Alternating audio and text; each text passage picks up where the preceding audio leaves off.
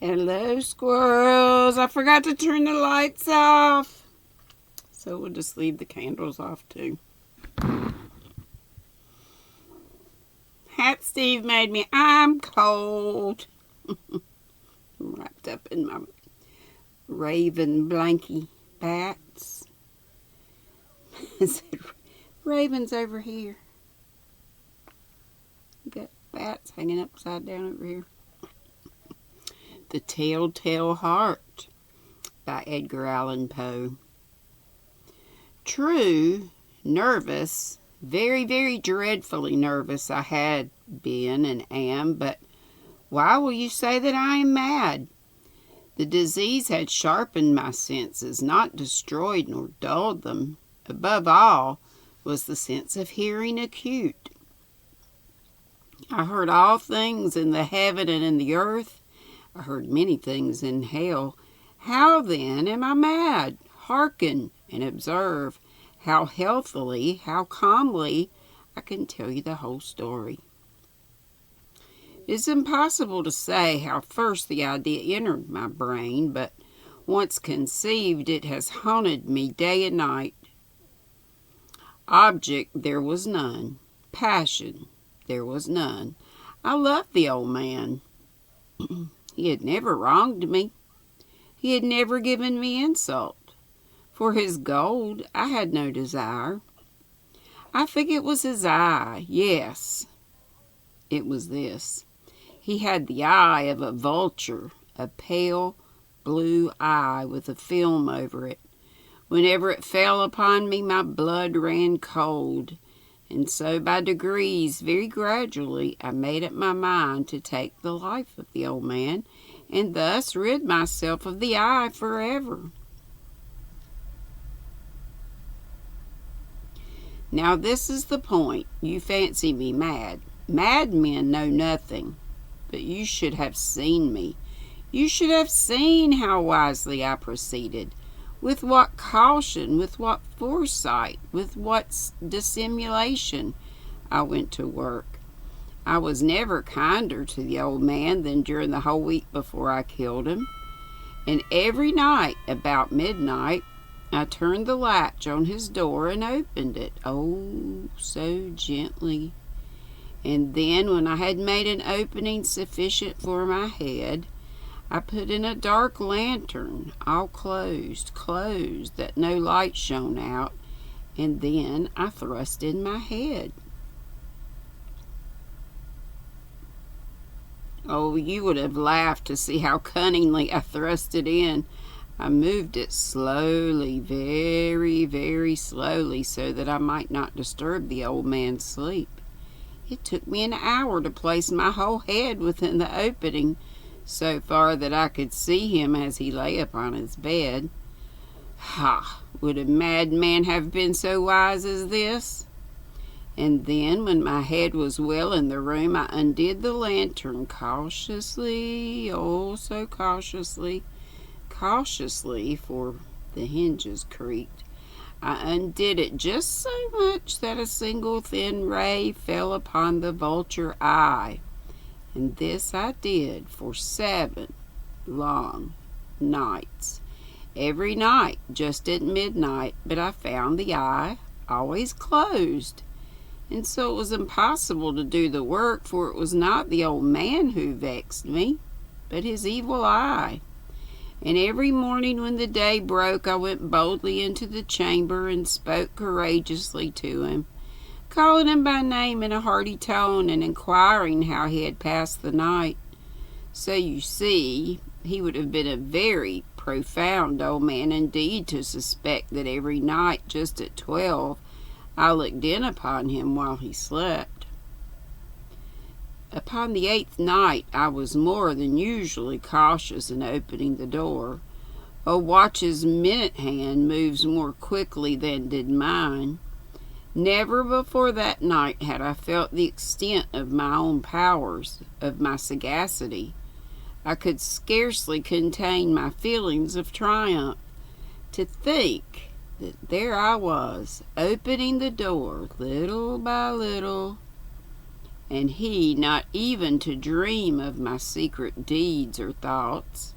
I fairly chuckled at the idea, and perhaps he heard me, for he moved on the bed suddenly as if startled. Now you may think that I drew back, but no.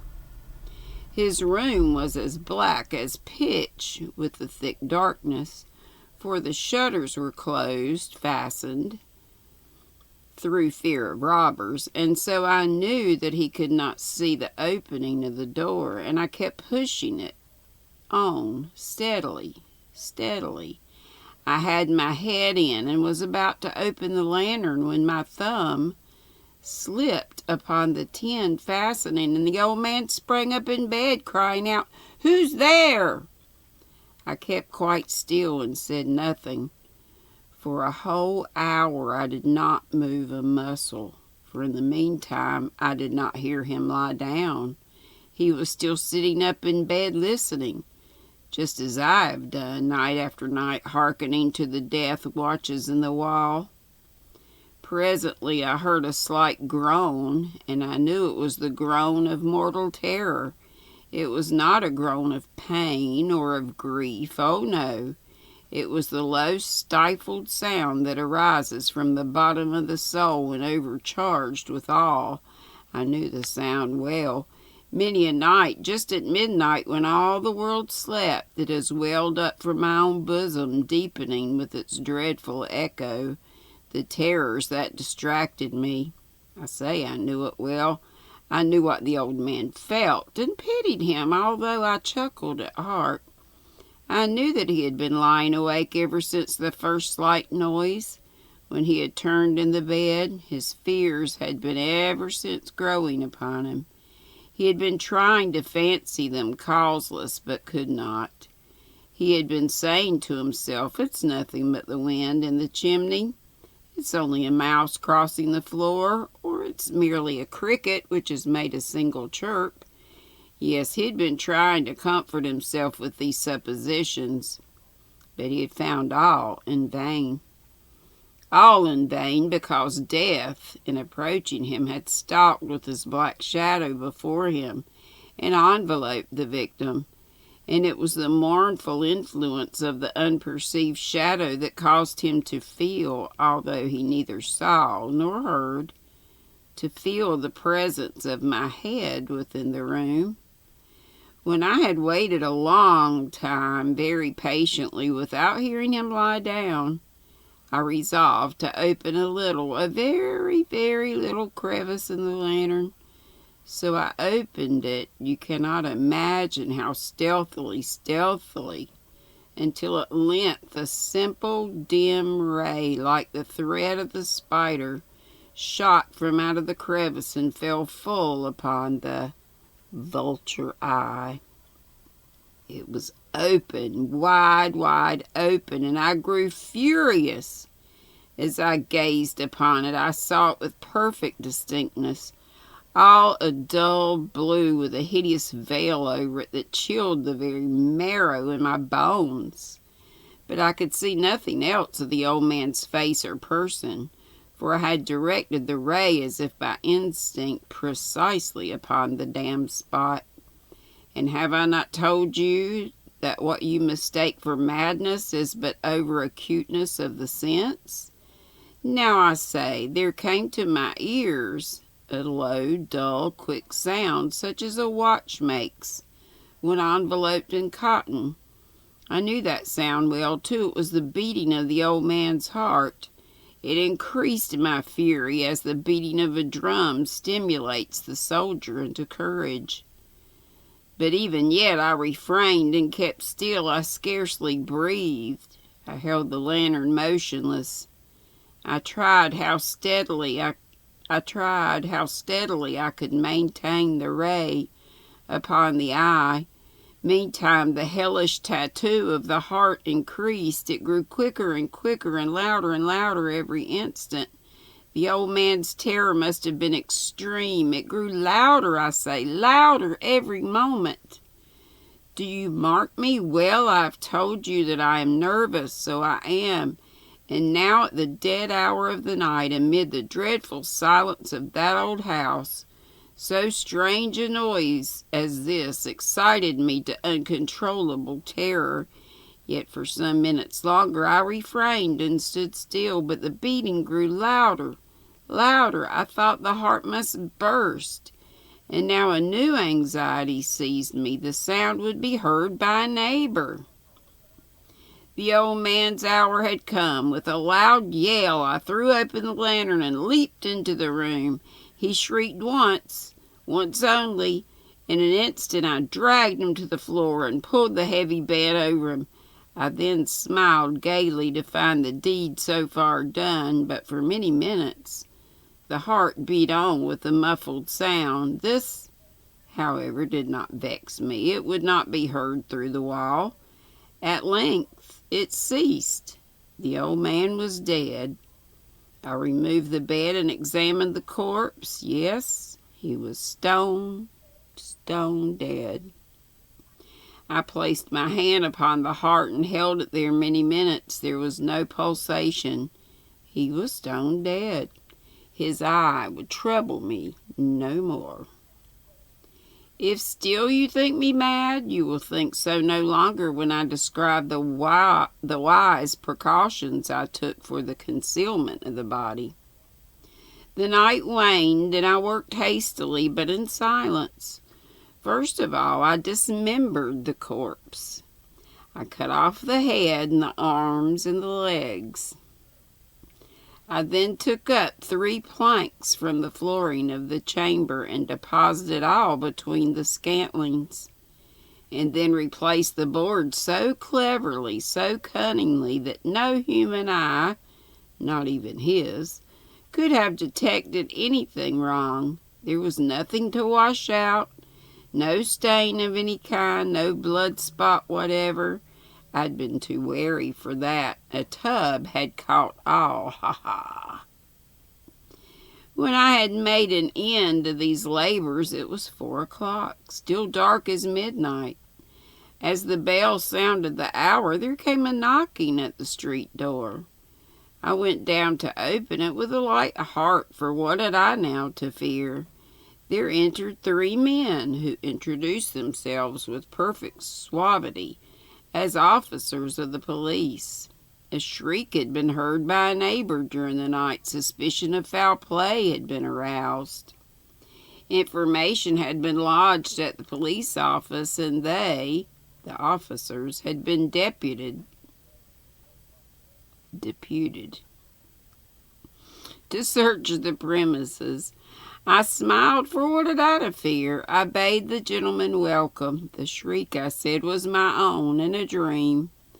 The old man I mentioned was absent in the country. I took my visitors all over the house. I bade them search well.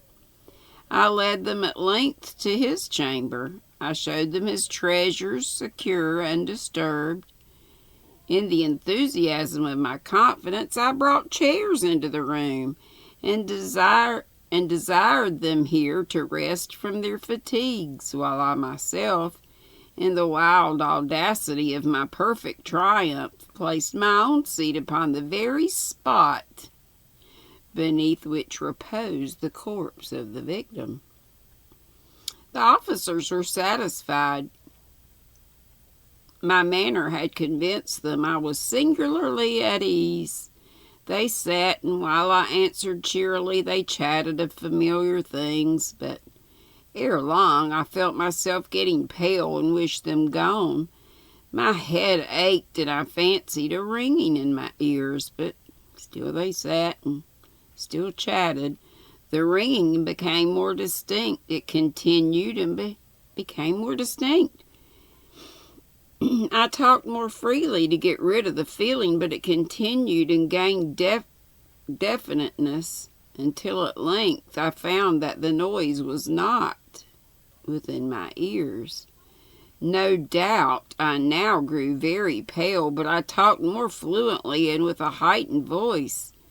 Yet the sound increased, and what could I do? It was a low, dull, quick sound, much such a sound as a watch makes when enveloped in cotton. I gasped for breath, and yet the officers heard it not. I talked more quickly, more vehemently, but the noise steadily increased. I arose and argued about trifles in a high key and with violent gesticulations, but the noise steadily increased. Why would they not be gone? I paced the floor to and fro with heavy strides, as if excited to fury by the observations of the men, but the noise steadily increased. Oh, God! What could I do? I foamed, I raved, I swore, I swung the chair upon which I had been sitting and grated it upon the boards, but the noise arose over all and continually increased. It grew louder, louder, louder. And still the men chatted pleasantly and smiled. Was it possible they heard not? Almighty God, no, no, they heard, they suspected, they knew. They were making a mockery of my horror. This I thought, and this I think, but anything was better than this agony. Anything was more tolerable than this derision. I could bear those hypocritical smiles no longer. I felt that I must scream or die, and now again, hark, louder, louder, louder, louder. Villains! I shrieked. Dissemble no more. I admit the deed. Tear up the planks. Here, here, it is the beating of his hideous heart. And that's all that. The telltale heart. How you like them apples? Did you remember that from school? Some of you commented and said in literature class, I guess it was, that was Poe was one of your favorites. Cool, cool, cool. Love y'all. Be sweet, don't be ugly. Sleep well.